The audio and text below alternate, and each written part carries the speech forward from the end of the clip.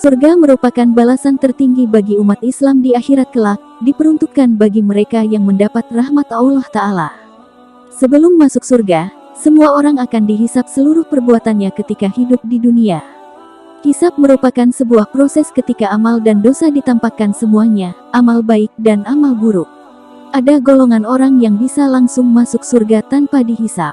Dalam hadis yang berasal dari Abu Bakar radhiyallahu anhu, dijelaskan bahwa dari Abu Bakar radhiyallahu anhu, bahwa Rasulullah shallallahu wasallam bersabda, "Aku dianugerahi Allah 70.000 orang dari umatku masuk surga tanpa hisab.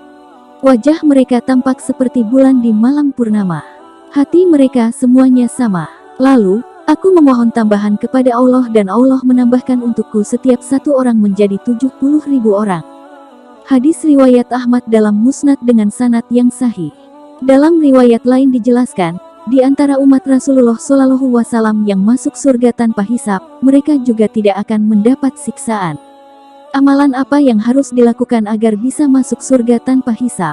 Beberapa amalan yang bisa dilakukan setiap muslim untuk memudahkan masuk surga tanpa hisab adalah: 1. Selalu ingat Allah. Mengingat Allah Subhanahu wa Ta'ala dapat dilakukan dengan berzikir.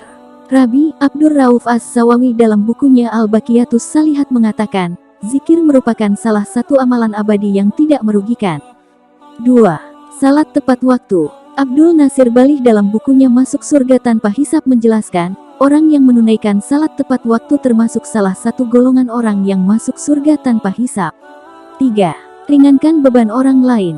Masih dalam buku yang sama, meringankan beban orang lain termasuk salah satu amalan yang akan memudahkan untuk masuk surga tanpa hisab. Dalam sebuah hadis yang diriwayatkan oleh Imam Muslim dikatakan bahwa Allah Ta'ala akan meringankan beban di dunia dan akhirat bagi orang yang meringankan beban orang lain. Doa agar masuk surga tanpa hisab.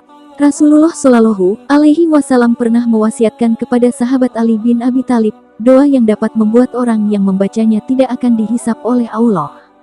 Maksudnya kendati pun orang tersebut pernah melakukan perbuatan dosa pada masa lalu kemudian bertobat dengan sungguh-sungguh lalu membaca doa ini, maka Allah tidak akan menghisap dosa-dosanya di masa lalu. Wahai Ali, barang siapa setiap hari membaca Allahumma barik li fil mauti, wa fima ba'dal mauti. Artinya, ya Allah berikanlah keberkahan kepadaku ketika mati dan setelah mati. Maka Allah tidak akan menghisap dosa yang pernah diperbuatnya ketika di dunia. Wallahu a'lam.